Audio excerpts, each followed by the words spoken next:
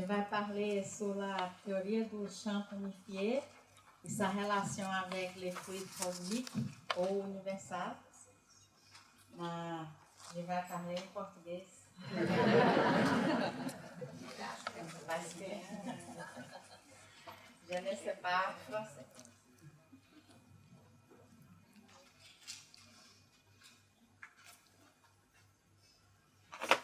Então, nossa apresentação, como foi dito, ela está dividida em duas partes. Donc, comme il vous a été dit, ma présentation est en deux parties. Isso aqui é para a gente falar sobre fluido cósmico universal, inclusive o conceito desse campo. Pour parler du fluide cosmique universel, donc ce champ, E relacionar ele com as forças da natureza, que nós conhecemos hoje. et le lier, donc faire le lien avec les forces de la nature, comme nous les voyons aujourd'hui.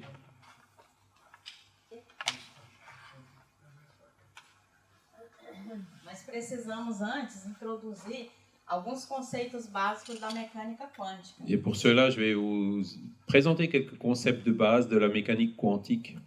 Então, nessa primeira parte, nós vamos falar aí dos fundamentos da mecânica quântica. Dans cette première partie, je vais vous parler des fondements de la mécanique quantique, Enfatizando em particular o conceito que nós vamos usar, que é a dualidade na mecânica quântica. en soulignant le concept de la dualité de la mécanique quantique.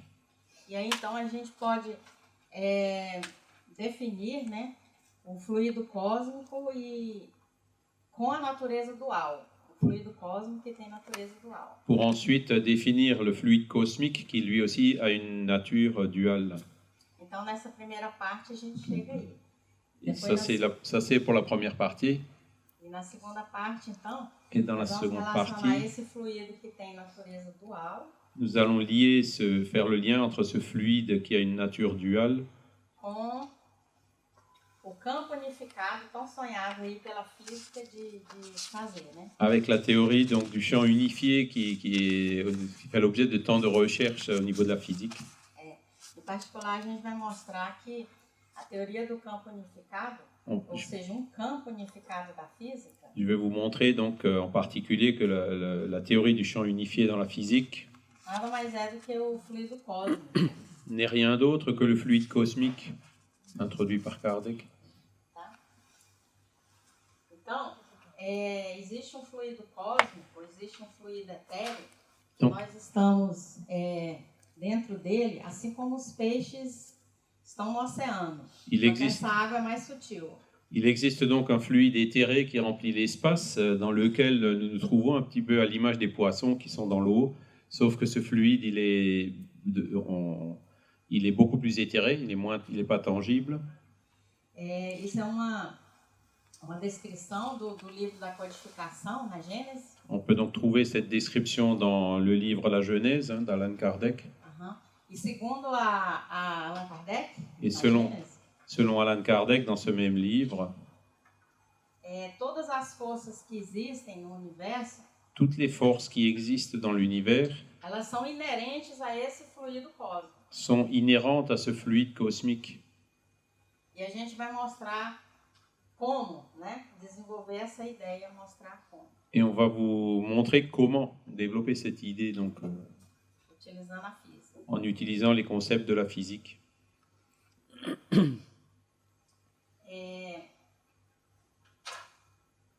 Esse fluido, as forças da natureza. Ce fluide et les forces de la nature. As forças da natureza, cada uma delas tem campo associado. En chacune un champ associé. Então a unificação dessas forças leva naturalmente à unificação do campo. Et l'unification de ces forces conduit à l'unification du champ.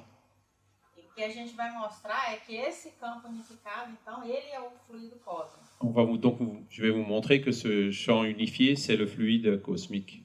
Que é exatamente a segunda parte da palestra. Qui est dans la deuxième partie de la conférence.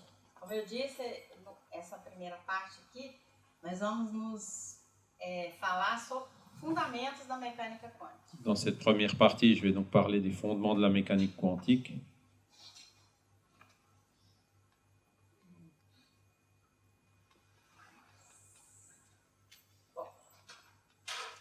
Então, no final do século XIX, À la fin du 19e siècle, a física clássica já era bem estabelecida. la physique classique était bien établie. Não existia a física quântica, porque ela surgiu depois.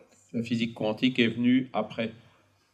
Então nós sabíamos como que as partículas se comportavam, como que as ondas se comportavam. On savait comment se comportent les ondes et les particules. E tinha um grande desenvolvimento já tecnológico. Nós tínhamos as máquinas, a eletricidade. Il y a eu des développements technologiques aussi, les machines électromagnétiques par exemple. Lord Kelvin, que é um físico, cientista da época, ele tem essa frase aqui, ó. La physique est un ciel bleu avec des petites nuages à l'horizon. Donc ça c'est une phrase de Lord Kelvin, donc, qui était un physicien de l'époque. Mas no início do século XX, Mais au début du XXe siècle, essas pequenas nuvens se uniram no universo, uma grande tempestade, ces petits nuages à l'horizon ont formé une grande tempête. conhecida como a mecânica quântica. Et c'est ce qu'on appelle, c'est ce qui est connu sous le nom de la mécanique quantique. Então, o Max Planck, ele tentou resolver essas pequenas nuvens no céu azul. Et Max Planck a essayé de résoudre ces petits nuages, le problème de ces petits nuages à l'horizon.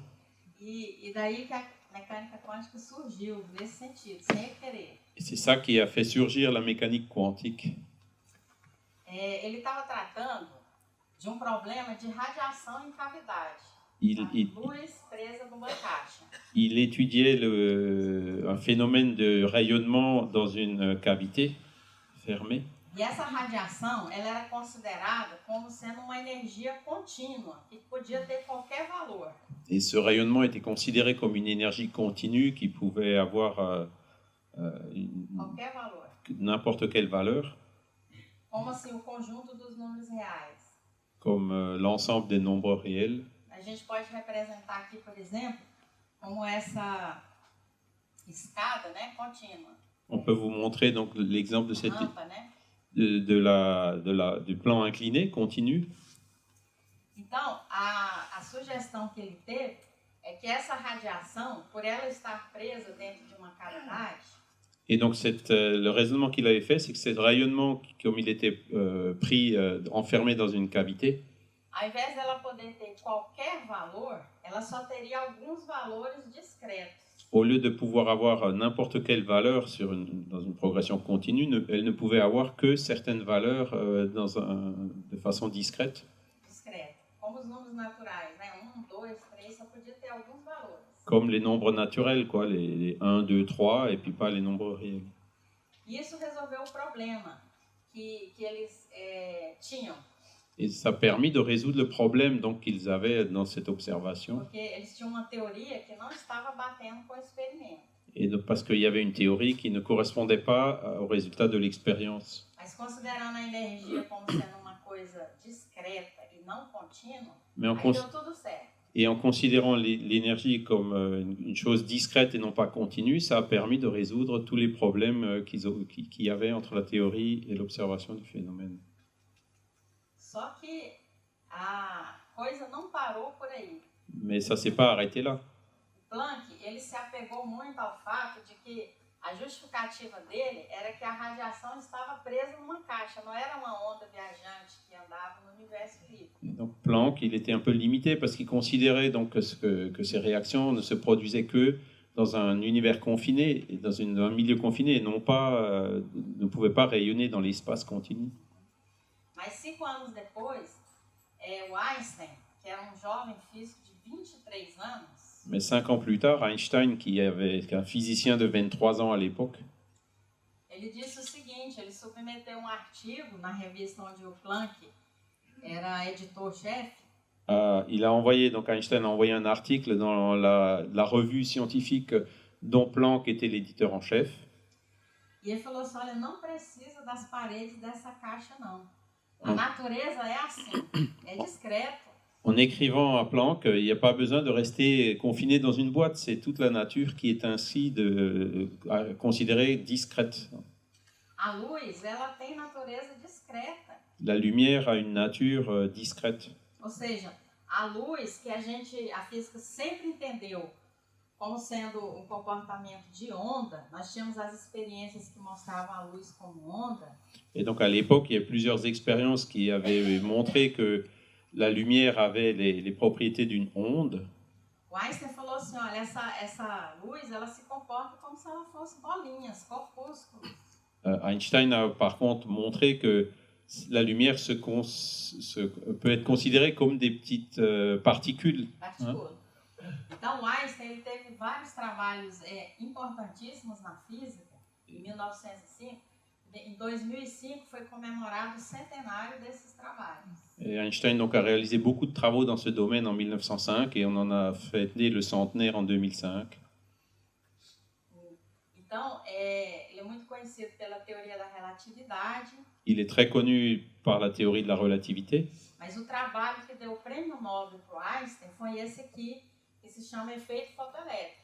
Mais le travail qui a fait que Einstein a reçu le prix Nobel est celui qui est là, donc qui montre l'effet photoélectrique. Então a luz, ela não deixou de ser onda, já tinha as experiências que mostravam, mas o Einstein mostrou uma nova face da luz, Donc, que ela também podia se comportar como partícula. la lumière donc a continué à être considérée comme une onde, mais Einstein a montré qu'elle avait aussi une autre caractéristique qui était celle de la particule. Isso foi uma grande revolução na física. C'était une grande révolution dans la physique. Alguns físicos foram para o laboratório para mostrar que o Einstein estava errado. Plusieurs physiciens se sont empressés dans leur laboratoire pour démontrer que Einstein il avait tort. E eles também ganharam o prêmio Nobel, mostrando que o Einstein estava certo. Et ils ont aussi gagné le prix Nobel parce qu'ils ont fini par démontrer que en fait Einstein avait raison. Mas a coisa não parou por aí ainda. Et ça s'est pas arrêté là en fait. Porque francês, sempre a França, né? Parce que c'est toujours encore la France, un Français Na frente ensinando para os outros. à l'avant-garde. Esse jovem, C'est esse ça. era um príncipe francês, Ce jeune homme hein, qui était un prince Louis français, de Broglie, Louis de Broglie, ele fazia história. Largou a história e foi fazer física. Então ele apresentou uma tese de doutorado, il a donc élaboré une thèse de doctorat onde ele disse o seguinte: où il dit além de curioso, físico, né? Largou a história para fazer física, ele era meio comunista também.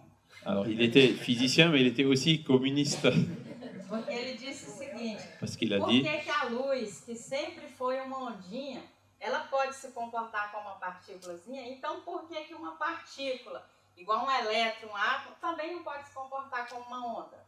et donc il a demandé mais si la lumière qui est une onde peut aussi se comporter comme une particule, pourquoi est-ce que n'importe quelle autre particule comme les électrons ne pourrait pas aussi se comporter comme une onde? Então ele fez postulado que sim, que as partículas do mundo microscópico também tinham natureza dual, elas também poderiam se comportar das duas maneiras, tanto quanto onda como partícula. Donc il a postulé dans cette thèse que toutes les particules avaient aussi une nature duale, qu'elles pouvaient se comporter à la fois comme une particule ou comme une onde, et comme une onde. Que foi uma revolução, a tese de doutorado dele tinha 4 folhas, C'était 4 páginas. une thèse de doctorat en 4 pages qui était révolutionnaire à l'époque. Eles queriam reprovar. Et ils voulaient le rejeter, quoi. A justificativa era a falta de evidência experimental. En invoquant le manque de preuves expérimentales. O Einstein foi consultado. Einstein a été consulté. Então ele a dit: o ônus da prova não é dele. Se alguém provar que ele está errado, ele está errado. Até lá ele está certo. Et Einstein, il a dit, c'est pas à lui de prouver qu'il a raison, c'est aux autres de prouver qu'il a tort. Et tant qu'on n'a pas prouvé qu'il a tort, il faudra partir du principe qu'il a raison. Então a grande questão é o seguinte: as partículas, as que têm massa, como um elétron, um átomo, etc., têm natureza ondulatória. A questão é, o postulado de de Broglie é dado por essa equação. Alors, donc, c'est toutes les particules qui ont une masse, comme un électron ou un atome, donc peuvent se comporter aussi comme une onde. Et donc, il a représenté ça par cette équation qui est là. Então, Nessa equação a gente vê o seguinte, ele postulou essa constante que tem esse valor aqui extremamente pequeno em cima, 10 a menos 34. Donc il y a une constante S, mais aussi un facteur très très petit à 10 puissance moins 34. E aqui a massa vezes a velocidade. Et en bas, vous voyez, c'est la masse multipliée par la vitesse. A maior velocidade que a gente tem é a da luz, 3 vezes 10 à oitava metros por segundo. La plus grande valeur possible pour la vitesse, c'est la vitesse de la lumière, donc de 300 000 km par seconde. Então, se nós colocamos aqui qualquer massa do mundo macroscópico, Et donc, grama, si on met une masse d'un monde macroscopique, par exemple comme un gramme, esse lambda lá é o comprimento de onda, né? Eu esqueci de falar. donc le lambda qui est la longueur d'onde, Comprimento de onda. la longueur d'onde, Então, as partículas do mundo macroscópico, donc ça montre que les particules du monde macroscopique elas têm comprimento de onda extremamente pequeno. ont donc une longueur d'onde extrêmement faible. Então, nós podemos nos comportar como onda, sim, mas nós nunca vamos ver a nossa manifestação como onda devido ao nosso comprimento de onda ser extremamente pequeno. Donc nous sommes tous on a tous un comportement comme une onde, mais on s'en rendra jamais compte parce que la longueur d'onde de cette onde, elle est extrêmement faible. Mas não tem nenhum impedimento, em princípio, de nós sermos onda. Mais ça n'empêche que nous sommes tous des ondes. Mas quando a gente coloca aqui uma partícula que tem massa microscópica, um elétron, um átomo. Par contre, quand on met ici une particule qui a aussi une masse très faible, comme un électron ou un atome, então esse comprimento de onda é compatível com o tipo de manifestação ondulatória. C'est donc là que, à partir de là, que la longueur d'onde elle est compatible avec ce qu'on observe dans les laboratoires. Para a gente ter os efeitos ondulatórios, o nosso comprimento de onda ele tem que ser aproximadamente do tamanho de buraco que a gente pode furar. Donc pour qu'on puisse observer ça, il faut que la longueur d'onde soit à peu près de la taille d'un trou, d'un orifice par lequel on peut observer. E hoje em dia, os buraquinhos que nós temos é a chamada nanotecnologia, 10 a menos 9. Et donc, grâce aux nanotechnologies, aujourd'hui, on arrive à faire des orifices, des trous qui ont une taille, une dimension de 10 puissance moins 9 mètres. É a nanotecnologia. 10 menos 9 mètres. Mètres. 10 puissance moins 9 mètres. Então, o nosso comprimento de onda ele seria milhares, milhões de vezes menor que um buraco desse, de 10 a menos 9. Notre longueur d'onde à nous serait des millions de fois plus petit que ce 10 puissance moins 9.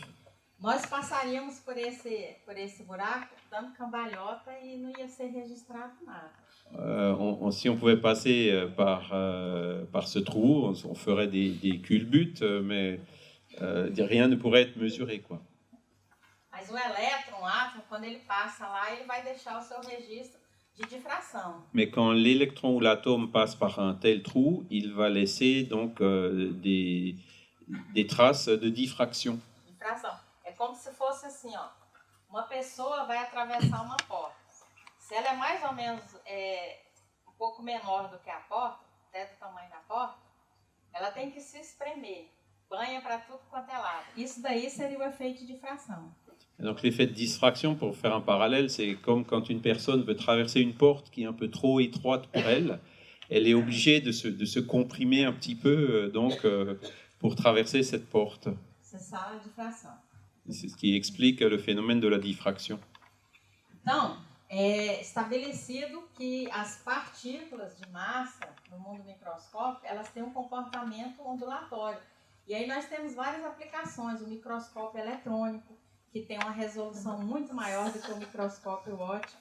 Donc c'est ça qui permet donc d'expliquer un certain nombre de phénomènes au niveau microscopique. Et il y a des applications à ça comme le microscope à électrons ou électronique, donc qui utilise ce principe de la diffraction. Qui utilise donc l'électron comme agent, comme onde, comme une onde. E a resolução do microscópio eletrônico é muito maior do que o óptico que usa o fóton, a luz. Et c'est pour ça que la résolution du microscope électronique, elle est beaucoup plus forte que le microscope optique qui utilise le photon, la lumière. Então, a mecânica quântica, ela se estabelece da seguinte maneira. La mécanique quantique s'établit donc de façon suivante. A palavra-chave é dualidade. Le mot-clé, c'est la dualité.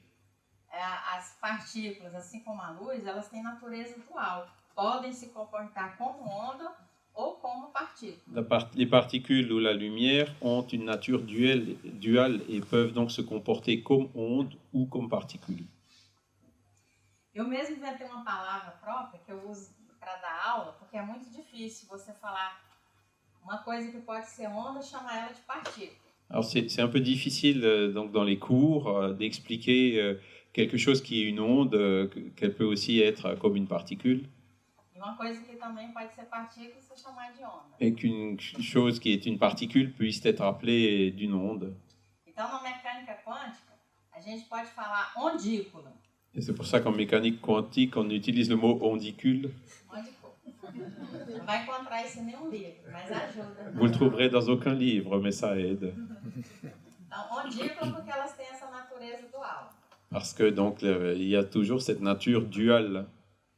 Mas o que determina, por exemplo, a dicotomia? Ela vai se apresentar como onda ou como partícula? Alors là, il faut étudier qu'est-ce qui établit cette dichotomie et dans quel cas la particule se présente plutôt comme une onde ou plutôt comme une particule. Se eu jogar elétron numa câmara de gás, ele se choca com as moléculas desse gás e eu vejo o rastro. Nesse momento, ele está se apresentando como partícula. Donc, quand on envoie un électron dans une chambre cámara de gaz, dans une chambre à bulles ou de gaz, on voit donc sa trajectoire et quand elle heurte une autre molécule, on la voit dévier. Et donc, c'est là où on peut l'observer comme une particule. Ele choca. Mas, se eu envio elétron através de uma dupla fenda, par contre, si j'envoie l'électron dans une double fente, ele vai se manifestar como onda. Il va se manifester comme une onde. Mesmo se eu jogo um único elétron, ele se divide nas duas fendas.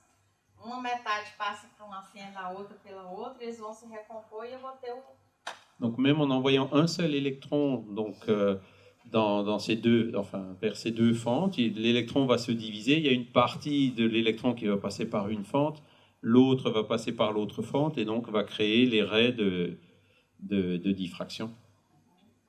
Mas observe que é único elétron. Et même si c'est un seul électron, ele se divide. Il se divise. O elétron interage com ele mesmo. L'électron, il interagit avec lui-même. C'est une onde. Entendeu a dificuldade? Ele é partícula também. Mas se ele estiver se comportando como onda, ele se divide e passa nas duas. Voilà, donc quand c'est une particule, elle est indivisible, mais quand on le considère comme une onde, il n'y a plus cette propriété. Il se divise. Experimentos extremamente sofisticados de considerar a passagem de único elétron já foram feitos em laboratório. Et donc cette expérience de faire passer un seul électron donc, par deux fentes, ça a déjà été réalisé dans les laboratoires. E verificado, então, sem sombra de dúvida, a teoria do de Broglie. Confirmant donc de façon très forte, certaine, la théorie de De Broglie. Porque elétron como partícula jamais poderia passar em dois lugares ao mesmo tempo. Parce que, comme une particule, l'électron n'arriverait jamais à passer par deux trous ou deux fentes en même temps. Então, único elétron se comportou como onda e passou nas duas fendas. C'est ça qui a démontré donc, que cet unique électron s'est comporté comme une onde et a réussi à passer par les deux fentes en même temps. Isso é considerado uma das grandes estranhezas da mecânica quântica. C'est une des grandes choses étranges de la mécanique quantique. Então, o que determina se o elétron vai se apresentar como onda ou como partícula é o experimento. Voilà, c'est donc ce qui détermine la dichotomie entre onde ou particule de l'électron, c'est le dispositif expérimental qu'on utilise. Em muita literatura, eles consideram que o que determina que o elétron vai se manifestar como onda, como partícula, é o observador. Et donc dans la littérature, on voit souvent que ce qui détermine si c'est une onde ou une particule, c'est l'observateur. Aqui eu troquei pelo dispositivo experimental, Et ici, j'ai renommé ça, j'ai parlé du dispositif expérimental. que causa menos bullying. Causa menos. Bullying. Crítica. C'est ce qui est sujet au moins de critiques ou de Mas contestation. a gente tem que lembrar que quem monta o dispositivo experimental é o observador, né? Mais alors évidemment, celui qui monte le dispositif expérimental, c'est l'observateur.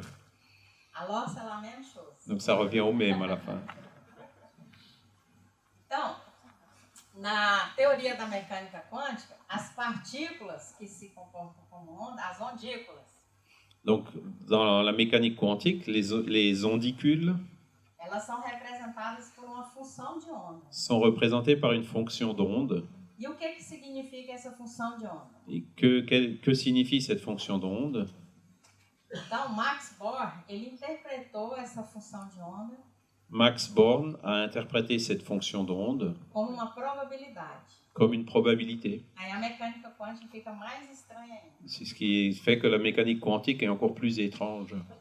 Porque as partículas na mecânica quântica, elas existem enquanto probabilidade. Parce que les particules dans la mécanique quantique existent selon une probabilité. O elétron é uma onda. L'électron, c'est une onde. Uma onda, ela é delocalizada, ela está em todas as regiões do espaço. Et une onde, elle est délocalisée, elle se propage dans toutes les régions de l'espace. Então, o elétron ele está em mais de um lugar. Um elétron. Ça veut dire qu'un seul électron, il peut être à plusieurs endroits à la fois. Je n'ai dit deux. Il n'y a pas deux, un seul électron. Je parle bien d'un seul électron. Então, qual que é a realidade do elétron? Donc, quelle est la réalité de l'électron intrinsèque? On ne peut pas le Eu não dire. posso dizer o elétron está ali, ali, ali ou ali. On ne peut pas dire qu'il est ici, là ou là. Mas eu posso dizer, Mais on peut dire existe uma probabilidade do elétron ser encontrado ali, ali, ali, ali, ali. qu'il y a une probabilité donnée pour que l'électron se trouve là, là ou là. Então, ele existe enquanto probabilidade. Il existe comme une probabilité. Quando eu faço uma medida, Quand je fais une mesure, a gente fala que tem o colapso da função de onda il y a donc ce qu'on appelle le collapse de la fonction d'onde. e o elétron se localiza no espaço como uma partícula. Et à ce moment-là, l'électron se localise à un endroit donné comme une particule. Mas até que eu faça essa medida, Mais jusqu'à ce que je fasse cette mesure, o elétron só existe enquanto probabilidade. il n'existe que sous forme de probabilité. Então, a mecânica quântica é uma teoria para ondas de partículas, La- para ondas de matéria, La mécanique quantique est donc une théorie pour décrire les ondes de matière. e a realidade dessas ondas é diferente dessa realidade nossa, porque elas existem enquanto possibilidade ou probabilidade. Et la réalité donc de ces particules est différente de notre réalité puisqu'elle n'existe que selon une probabilité. A realidade é apenas um caso particular do possível. La réalité n'est qu'un cas particulier de ce qui est possible. Muito estranho, né? C'est étrange, n'est-ce pas? Quem estiver ouvindo isso pela primeira vez, por favor, arrepiar os cabelos. C'est que ça dresse les cheveux de ceux qui voient ça pour la première fois. Porque essas questões deram muita discussão no surgimento da mecânica quântica. Et donc à l'apparition de la mécanique quantique, il y a eu de très longues discussions, très intenses, Em particular, a que o Einstein tinha com o Bohr. entre autres entre Einstein et Bohr. Eles queriam entender mais profundamente essa coisa estranha, onda-partícula. Il voulait comprendre un peu mieux cette chose étrange, donc du nom des particules. Então, Bohr, ele falou o seguinte na época. Et à l'époque, Bohr a dit la chose suivante. Quem não se assustou com a mecânica quântica é porque não entendeu.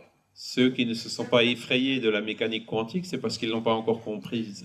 Porque se você entendeu um pouquinho, se assustou. Parce que si vous y comprenez un petit peu, là, c'est là que c'est effrayant. Essa frase muito célebre do Bohr, às vezes eu coloco nas provas que eu dou de mecânica quântica. C'est cette phrase célèbre de Bohr que parfois je mets dans les examens en physique quantique. E uma vez o aluno me respondeu assim: Et un jour, un élève m'a répondu comme suit. Professor, eu não entendi nada, mas mesmo assim eu assustei. Professeur, j'ai rien compris, mais même comme ça, je suis effrayé. Então, o fato do elétron poder estar em vários lugares, a gente chama isso aí de superposição. Et donc le fait que l'électron peut être à plusieurs endroits, on appelle ça le principe de superposition. Então, existe uma função de onda para ele naquele lugar, uma função de onda para ele em outro lugar. Em cada lugar, ele tem uma função de onda. Psi1, Psi2, Psi3. Et donc en chaque lieu, il a une fonction d'onde spécifique, psi1, psi2, psi3. E a função de onda total, que engloba todas as possibilidades, é a soma de todas essas funções de onda. Et la fonction d'onde totale, c'est la somme donc de toutes ces fonctions d'onde partielles. Então, a maior dificuldade da mecânica quântica Donc la plus grande difficulté de la mécanique quantique, é a não observação desses estados de superposição. c'est que quand on n'observe pas ces états de superposition. Porque quando nós preparamos a superposição na mecânica quântica, Parce que quand on prépare la superposition dans la mécanique quantique, ela dura pouquíssimo tempo. elle est très éphémère, elle dure très peu de temps. Isso é conhecido, então, como decoerência quântica. Et c'est ce qu'on a, cet effet est appelé la décohérence quantique. Porque nós não conseguimos isolar um objeto do seu meio ambiente. Parce qu'on n'arrive pas à isoler un objet de son environnement. Então, por exemplo, você coloca um átomo no estado de superposição. Si on met un atome, par exemple, dans un état de superposition, Esse átomo ele tem que estar dentro de uma cavidade. il sera dans une cavité. Essa cavidade é formada de partículas também, ele interage com a cavidade. Et donc cet atome, cette cavité qui est formée de particules aussi, l'atome va interagir avec ces particules E destrói essa superposição rapidamente. et va détruire rapidement cette superposition. No entanto, em alguns laboratórios já está sendo observado estados de superposição. Mais on arrive quand même à observer des états de superposition dans quelques laboratoires. Elétron em dois lugares ao mesmo tempo. Donc cet électron qui est à deux endroits en même temps. Explicar isso daí seria seminário só para isso. Alors, pour expliquer ça dans le détail, il faudrait faire un séminaire entier uniquement sur ce sujet. Então, o Schrödinger, Erwin Schrödinger, que foi dos grandes contribuidores da física quântica, qui était un des grands contributeurs de la physique quantique, por achar ela muito estranha, como disse Bohr, lui aussi il l'avait trouvé très étrange, hein, comme le disait Bohr. ele abandonou a mecânica quântica. Il a abandonné la mécanique quantique. Ele falou assim: Il a dit não a aprecio e lamento ter estado ligado a ela. je ne l'apprécie pas et je regrette vraiment d'avoir été lié à elle. E ele foi para a biologia, Et c'est là qu'il est passé à la deu biologie grandes contribuições lá. et où il a donné de grandes contributions. Foi a base para a descoberta depois do DNA. Né? C'était donc la base de la découverte de l'ADN. Antes dele chutar o pau da barraca, Oula. Et donc avant de desistir de tudo, da vida. de laisser tomber la physique, Ele escreveu artigo onde ele descreve o que é chamado hoje na literatura de paradoxo do gato de Schrödinger. il a écrit un article qu'on appelle aujourd'hui dans la littérature le paradoxe du chat de Schrödinger. Ele usou isso para dizer tanto que a mecânica quântica estava errada e era estranha. Et donc il a écrit pour montrer que la mécanique quantique était fausse ou très étrange. Então, o experimento significa o seguinte: você tem gato em uma caixa que está completamente fechada, não sabemos o que acontece lá dentro. Donc on met un chat dans une boîte complètement fermée où on ne sait pas ce qui se passe à l'intérieur de cette boîte. Existe material radioativo, pelo símbolo lá, Il y a donc un matériel radioactif identifié par le symbole que emite radiação. qui émet un rayonnement. As leis da física dizem o seguinte: existe 50% de a emissão dessa radiação e 50% a mesma chance de não ter. Et donc les lois de la physique disent que ce rayonnement a une probabilité de 50% de se produire et de 50% de ne pas se produire. Então, as chances de ter essa luz saindo, a radiação, é igual, 50%. Donc il y a une chance sur deux pour que cet élément radioactif émette quelque chose. Se acontecer a radiação, ela vai rodar essa catraca essa catraca vai quebrar vidro de veneno. Donc, si la radiation se produit, elle va agir sur un levier qui va donc casser une fiole avec un poison.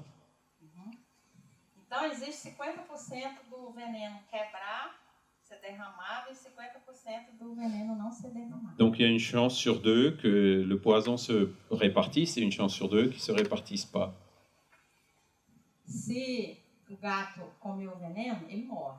Si Se le, ele não comer, ele vive. et si le chat mange le poison, il meurt. Et s'il ne le mange pas, il reste vivant. Então, existe uma probabilidade de 50% do gato estar vivo e 50% do gato estar morto. Donc, il y a une probabilité de 50% que le chat soit vivant, une probabilité de 50% qu'il soit mort. O gato, na mecânica quântica, é uma partícula. Ele colocou a questão do gato aqui só para enfatizar. Donc, le chat, en fait, on peut le considérer, il a mis ça uniquement pour lui donner une forme, mais on peut le considérer comme une particule. Mas então, o Schrödinger falou o seguinte. Et Schrödinger, donc, a conclu ce qui suit. De acordo com a teoria da mecânica quântica que nós estamos construindo, En accord avec la théorie de mécanique quantique que nous construisons, se eu tiver que escrever a função de onda do gato dentro da caixa, s'il faut que j'écrive la fonction d'onde du chat dans la cage, eu tenho que dizer que o gato está vivo e morto. il faut que je dise que le chat, il est à la fois vivant et mort. Ou seja, ele está no estado de superposição de vivo e morto. Donc, un état de superposition entre le vivant et le mort. Somente quando eu abrir a caixa e colapsar essa função de onda, Et c'est que quand j'ouvrirai la boîte, donc comment ça s'appelle déjà avec la décohérence de cette fonction d'onde, o gato vai aparecer vivo ou morto. je saurai si le chat il est vivant ou mort. Até que eu abra a caixa, ele está vivo e morto. Et en attendant d'ouvrir la cage, il est vivant et mort en même temps. Não vivo ou morto. Et non pas vivant ou mort. Então ele falou, está vendo? Se eu tiver que acreditar na mecânica quântica, eu vou ter que acreditar no gato vivo ou morto. Et donc si je veux croire en la mécanique quantique, il va falloir que je croie que le chat il est à la fois vivant et mort. E eu não acredito em zumbi. Zombie. O gato não está vivo e morto. Vivo ou morto. Zombie. Vivo Zombie, ou ouais. morto. Ah oui. Donc je crois pas aux zombies, donc je peux pas croire que le chat il est à la fois vivant et mort. Então, na mecânica quântica, o gato do Schrödinger é gato vivo e morto. Et selon la mécanique quantique, le chat de Schrödinger, il est vivant et mort. E ele não gostou disso, abandonou a física. Et c'est là où il a abandonné la physique. Mas a discussão continuou. Et la discussion se poursuit. Então, Einstein ele fez trabalho que foi muito poursuivi. importante. Einstein a réalisé un travail très important. Foram 3 autores, Einstein, Podolsky e Rosen. Einstein, Podolsky, Rosen. Eles propuseram tipo de experimento que não pôde ser feito na época. 3 scientifiques donc, qui ont proposé une expérience qui n'a pas pu être réalisée à l'époque. A física é uma ciência experimental. La physique étant une science expérimentale. Que da última palavra é sempre o experimento. Et c'est toujours l'expérience qui aura le dernier mot. Mas a mecânica quântica que surgiu em 1900, Mais la mécanique quantique qui est apparue en 1900 ela só começou a ser testada depois de 1960. n'a pu être vraiment testée expérimentalement qu'après 1960. Com o advento do laser. Avec la venue du laser. Esse tipo de luz mais apropriada para esses experimentos só surgiu nessa época. Et donc cette lumière qui est plus appropriée à ce genre d'expérience n'est apparue qu'à cette époque.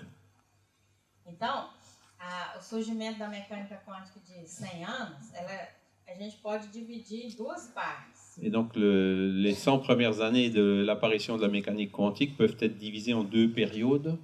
Na primeira parte, eles ficavam brigando quem estava certo e a coisa era estranha. La première partie où donc ils se chamaillaient entre eux pour savoir qui c'est qui avait raison dans cette chose étrange. E aí eles estão reencarnados ou não. Et qu'ils soient réincarnés ou non. A segunda parte, os grandes laboratórios já estão verificando o que eles teorizaram. Et dans la seconde partie, il y a les grands laboratoires qui ont réussi à prouver expérimentalement ce qu'ils avaient énoncé comme théorie. Então, a não localidade na mecânica quântica é dos fundamentos. La non-localité est un des fondements de la mécanique quantique. Então, imagina essa partícula aí do meio como sendo um átomo. Donc, si vous imaginez cette particule au milieu comme un atome, Ele não está girando para lado nenhum. il ne tourne dans aucun sens. Na física, nós não podemos inventar giro, tá certo? On peut Quem pas. gira não vai girar, não vai ganhar giro. On ne peut pas inventer Bon, donc ça. une rotation en mécanique quantique. Les particules ne vont pas commencer à tourner sur elles-mêmes par elles-mêmes. Se esse átomo emite duas partículas, por exemplo, dois fótons, Si cet atome émet deux particules, par exemple deux photons, pode girar no sentido horário e o outro no sentido anti-horário. un pourra tourner dans le sens horaire et l'autre dans le sens anti-horaire. Isso não viola a física dele inicialmente não ter giro nenhum, porque um anula o outro. Voilà, et comme au début la particule était immobile, le fait qu'il tourne dans le sens opposé, ces rotations s'annulent et donc c'est cohérent en point de vue de la physique. Então, eles propuseram experimento de fazer o seguinte: uma das partículas que foi para a direita, que está girando no sentido horário, Donc l'expérience qu'ils ont proposée, c'est la suivante. Donc, l'une des particules qui part sur la droite et qui tourne dans le sens horaire, ela vai atravessar campo magnético. on va la faire traverser un champ magnétique. E aí ela está girando assim no sentido horário, ele vai inverter e vai colocar ele para girar no sentido anti-horário. Et donc, dans ce champ magnétique, si elle tourne dans le sens horaire, par la force de ce champ magnétique, on va la faire tourner dans le sens anti-horaire. Quando isso acontecer, Et quand cela se produit, a mecânica quântica foi toda pro saco, foi violada. si la mécanique quantique aura été violée, quoi. Violenta. Porque aí você tem dois girando para o mesmo lado, no sentido horário. Parce que vous aurez donc les deux particules qui tourneront dans le même sens anti-horaire. Mas quando Alain Aspect fez isso aqui na França, em 1982, Comment le nom dele? Alain Aspect, Alain Aspect, donc c'est un Français donc, qui a réalisé cette expérience dans le laboratoire francês, en France, oui, Paris, à Paris. ele verificou o seguinte: Il s'est rendu compte de la chose suivante. quando ele mudou o sentido de rotação do fóton da direita, Quand il a changé le sens de rotation du photon sur la droite, o outro que estava na esquerda, bem longe, l'autre qui se trouvait à une grande distance du côté gauche, ficou sabendo, não se sabe como, il a été informé et personne ne sait comment, e mudou também. et il a aussi changé de sens de rotation. Esse aqui estava no horário, passou no anti-horário, instantaneamente esse daqui que estava no anti-horário passou para o horário. Et donc le premier qui était dans le sens horaire qu'on a fait tourner dans le sens anti-horaire, instantanément l'autre qui était dans le sens anti-horaire s'est mis à tourner dans le sens horaire. E a comunicação entre os dois, Et la communication entre les deux, nós chamamos de não local, qu'on appelle non locale, porque como foi instantaneamente parce que que aconteceu, donc l'inversion s'est produite de façon instantanée, essa informação não pode ter viajado nesse espaço que nós conhecemos. cette information n'aurait pas pu se transmettre au long de cet espace qu'il y avait entre les deux particules, puisque Porque a maior velocidade que nós conhecemos é a da luz. Parce Então, que- teria que gastar pelo menos qualquer tempo para a informação chegar. Parce que comme la plus grande vitesse possible, c'est la vitesse de la lumière, il aurait fallu un temps donné pour que cette information se transmette. Para a maioria dos físicos, esse é considerado o maior experimento moderno da física. Et pour beaucoup de physiciens, cette expérience est considérée comme une des plus grandes expériences de la physique moderne. Eu, particularmente, acho que é a maior. Personnellement, je pense que c'est la plus grande. Tinha que ser os franceses. Il fallait que ce soit les Français. E o que eu acho mais estranho nesse experimento Et le plus étrange, ce que je trouve de plus étrange dans cette expérience, é que o Alain Aspect não ganhou o prêmio Nobel. c'est que Alain Aspect n'a pas gagné le prix Nobel. Ele tem assim, o status de Nobel, Il a un statut de Nobel. todas as medalhas que existem no mundo, medalha Einstein, Donc les médailles Einstein et d'autres médailles qui existent dans le monde. Mas eu penso que o prêmio Nobel, Mais je pense que le prix Nobel, eles ainda têm experiência desse experimento que ele fez, não está certo. ils ont encore le sentiment que cette expérience qu'il a réalisée, elle est pas correcte.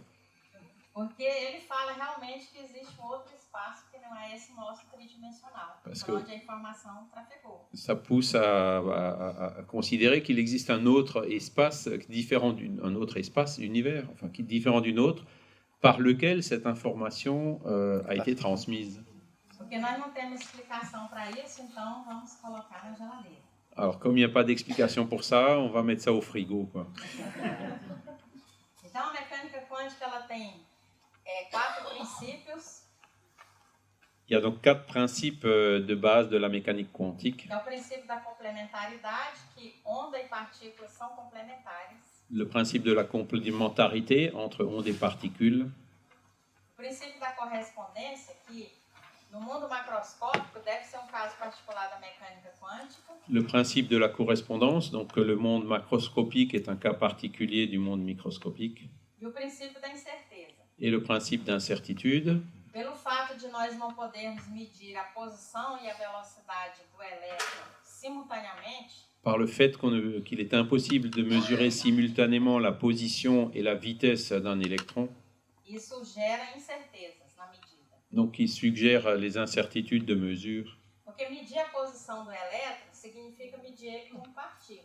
Mesurer la position de l'électron, c'est mesurer sa position comme particule, E medir a velocidade dele significa observar ele como onda. et mesurer sa vitesse, ça revient à l'observer comme une onde. E o elétron não é nem onda nem partícula somente, mas ele é ondívoro. Et donc l'électron, c'est pas seulement une onde ou seulement une particule, c'est une ondicule. Então, as incertezas na mecânica quântica são uma consequência da dualidade. L'incertitude dans la mécanique quantique est donc une conséquence de cette dualité. Ok? Então, olha só. A mecânica quântica é uma teoria para descrever ondas de matéria. La mécanique quantique est une théorie pour décrire les ondes de matière. Tanto as ondas como as partículas podem se comportar de natureza dual. Donc les ondes et les particules ont cette nature duale. E a consequência se chama incertezas na medida. Et la conséquence, c'est l'incertitude dans la mesure. Tá? Então, nós vamos colocar aqui, para continuar com essa questão de dualidade, nós estamos começando a entender o que é dualidade. Et maintenant que nous arrivons enfin à comprendre un petit peu ce que c'est que la dualité, Na questão 27 do Livro dos Espíritos, On va Allan rappeler- Kardec pergunta. la question numéro 27 du livre des esprits, où Allan Kardec demande: Então, existem 2 elementos no universo, o elemento material e o elemento espiritual. il y aurait ainsi 2 éléments généraux de l'univers, la matière et l'esprit. Então, os Espíritos falam sim, e acima de tudo Deus, o Criador. Et les esprits lui ont répondu oui, et par-dessus tout cela, Dieu, le Créateur. Mas ao elemento material é necessário juntar o fluido universal, Mais à l'élément matériel, il faut ajouter le fluide universel, que é o elemento intermediário entre o espírito e a matéria, qui joue le rôle d'intermédiaire entre l'esprit et la matière, tá? Que é utilizado pelo espírito para ele se comunicar com a matéria. qui est utilisé donc par l'esprit pour qu'il puisse se communiquer à la matière. Então, a matéria é uma coisa, só matéria, é La- onda, partícula. La matière, c'est donc l'onde, la particule, O espírito, o princípio espiritual, Alors- é onda mesmo, é só. alors que l'esprit, le principe spirituel, c'est une onde pure. Mas existe um elemento intermediário que tem a natureza dos dois, tanto de matéria quanto de espírito. Et donc il y a en plus un élément intermédiaire entre les deux, qui a à la fois les propriétés de la matière et de l'esprit, Ele chama aqui então de fluido universal. qu'il appelle le fluide universel. O que diferencia o fluido universal da matéria? Quelle est la différence entre le fluide universel et la Você matière? nunca consegue separar o lado espiritual dele do lado material. Ele tem a natureza dual inseparável. Et donc il a lui aussi une nature duale inséparable. On n'arrive jamais à séparer donc sa partie spirituelle de sa partie matérielle. Então, o fluido cósmico ele não é matéria. Le fluide cosmique n'est donc pas de la matière, Entendeu a diferença? si vous avez bien compris la différence. Se ele fosse matéria, o espírito também seria. Ele tem, então, S'il essa le- propriedade de não se separar a sua parte espiritual da sua parte material. Donc si c'était de la matière, l'esprit serait aussi de la matière. Et donc il a cette propriété qu'on ne peut pas séparer l'aspect spirituel de l'aspect matériel. É sobre esse fluido cósmico que nós vamos falar na segunda parte lá do nosso seminário. Et c'est de ce fluide universel que je vais vous parler dans la deuxième partie de cette présentation. Os nossos corpos espirituais, que tanto foi falado ontem nas palestras, Notre corps spirituel, comme il a tant été évoqué dans les conférences précédentes, eles são feitos desse fluido cósmico. ben, il est fait de ce fluide cosmique. Por isso que cada planeta, cada região tem o seu corpo específico. C'est pour ça que chaque planète, chaque région a son corps spécifique. E esse fluido cósmico, ele é intermediário, está aqui no meio. Et ce fluide cosmique intermédiaire qui est ici au milieu, Ele tem propriedade de matéria e de espírito. il a la propriété de matière et de l'esprit. Natureza dual. Et donc a une nature duale. Tá? Então, a natureza dual do nosso corpo espiritual Donc la nature duale de notre corps spirituel é que faz com que o espírito possa se comunicar com o corpo. fait que l'esprit puisse se communiquer au corps. É como se fosse o bilíngue, como o Charles. Comme c'est un bilingue. Eu falo Como para o Charles, Charles. o Charles fala para vocês. Je parle à Charles et Charles vous parle. Então, a parte espiritual do perispírito fala para o corpo, La partie spirituelle du Père-Esprit parle au corps, recebe a mensagem do corpo reçoit le message du corps e transmite ao espírito. et le transmet à l'esprit. Ele tem que ter essa natureza dual. C'est pour ça qu'il faut qu'il ait cette nature duale. Se mosquito, por exemplo, nos pica, Si un moustique nous pique, par exemple, au bras, é o perispírito, né, que leva essa informação para o espírito. c'est le Père-Esprit qui va amener cette information jusqu'à l'esprit. E o espírito pode tomar uma atitude, mesmo pelos meios mecânicos, né, de, por exemplo, matar um mosquito. Et c'est l'esprit qui va avoir une réaction et donc faire de sorte, dans le sens contraire, avoir la réaction donc de tuer le moustique. Então, o nosso perispírito ele é unido ao corpo no nascimento, na concepção. Notre esprit est uni au corps à la naissance, à la conception. Isso aí está escrito na Gênesis, né? C'est ce qu'on peut lire dans le livre La Genèse. É o espírito que comanda tudo, C'est l'esprit qui commande tout, mas ele precisa desse elemento intermediário para ele poder agir sobre o corpo. mais il a besoin de cet élément intermédiaire pour agir sur le corps. Allan Kardec fala que o corpo existe unicamente para que o espírito se manifeste. Le corps existe uniquement pour que l'esprit puisse se manifester. A prova mais positiva da existência do perispírito, que é o nosso corpo espiritual, La preuve la plus positive de l'existence du Père-Esprit, qui est notre corps spirituel, é a bicorporeidade. c'est la bicorporéité. O que é a bicorporeité? Qu'est-ce que c'est? É uma propriedade, um dom que certas pessoas têm de se manifestar ao mesmo tempo em dois lugares. C'est le don qu'ont certaines personnes de se manifester à deux endroits en même temps. Alguém já viu isso? Quelqu'un a déjà vu ça? No Brasil, quando a gente dá esse tipo de palestra, a metade do auditório levanta a mão. Et au Brésil, quand on donne ce genre de conférence, il y a une partie de l'auditoire qui lève la main. Então, no Brasil, nós temos os desdobramentos famosos que ficou na literatura do Eurípides Barçanufo. Il y a quelques cas célèbres de dédoublement, qui est celui d'Euripide Barzanulfo. E também Antônio de Pádua, na Itália. Et il y a aussi Antoine de Padoue. Antônio de Pádua, ele saiu do local onde ele estava e defendeu o pai dele numa tribuna. Qui est parti donc qui s'est dédoublé d'un lieu où il se trouvait pour aller défendre son père à une tribune. Por quê? O corpo fica. Le corps est resté là où il était. O que sai é o perispírito, esse segundo corpo. Et c'est donc cet autre corps, le Père-Esprit, qui est E é sorti. possível, apesar do nosso perispírito ser invisível, Et bien que notre Père-Esprit soit normalement invisible, é possível ele se manifestar de forma visível e tangível. il peut parfois se rendre visible et tangible. Por exemplo, nos casos de materialização. Nos casos de materialização, é possível se materializar um espírito na presença de um médium. Dans le cas de matérialisation, un esprit peut se rendre visible en présence d'un médium. Porque o médium cede aquele fluido Le médium qui cède donc le fluide E nécessaire. esse fluido faz uma transformação no perispírito, né, no Donc qui se corpo transforme et espiritual. prend la forme du Père-Esprit qui apparaît E ele se materializa. et se matérialise. No caso da bicorporeidade, desdobramento, Dans le cas du dédoublement, de la bicorporéité, o perispírito ele não fica separado do corpo, porque existe um cordão. le Père-Esprit reste quand même lié à son corps par un cordon. Então, o próprio corpo oferece esse fluido, não é preciso de um médium. Et donc, dans ce cas-là, c'est le corps lui-même qui donne ce fluide et il n'y a même pas besoin de médium. E o médium, o Eurípides Bassanufo, ele saía, muitas vezes, da sala onde ele estava dando aula, Et donc, le Eurípides Barçanufo, souvent, il s'absentait donc de la salle où il donnait un cours. ia fazer auxílios, fez E- parto. Se dédoublait donc, et puis l'autre partie allait aider quelque part quelqu'un qui était malade. Então, olha só, o Eurípides Bassanufo, em desdobramento, ele está se manifestando como onda, pelo espírito dele.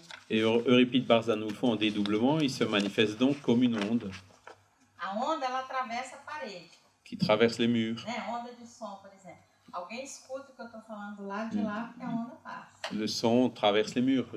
Quelqu'un à l'extérieur peut entendre un peu ce que je dis ici. Então, ele numa sala, com as portas todas fechadas, ele saía. Dans une salle aux portes fermées, il arrivait à sortir, Entrava na casa do assistido sem precisar abrir a porta. à entrer dans la maison du nécessiteux sans avoir besoin d'ouvrir les portes. Estava se comportando como onda Et nesse donc, momento. il se comportait comme une onde à ce moment-là. Porque ele tem natureza dual, pode. Et donc, avec une nature duale, c'est possible. Tá? Sem que precise de um fluido de um médium, nesse caso. Ele é o próprio doador do fluido. Et donc, il faut toujours un fluide d'un médium qui peut être de la personne lui-même ou d'un autre médium. Então, olha só. O nosso perispírito ele tem uma natureza dual, Notre Père-Esprit a une nature duale. pode se comportar como onda ou como partícula, Il peut se comporter comme une onde ou comme une particule, né? Tem a natureza material e uma natureza espiritual. une nature matérielle et une nature spirituelle. E nós usamos esse exemplo do perispírito Et nous avons donc utilisé cet exemple du Père-Esprit porque ele é feito do material. De que material o perispírito é feito? Do fluido universal. parce que le Père-Esprit, donc, il est formé de la matière provenant du fluide universel. E é sobre esse fluido universal que nós vamos falar agora na segunda Et parte. c'est de ce fluide universel que nous allons parler plus en détail dans la deuxième partie de cette présentation. Segunda parte, ok? Merci.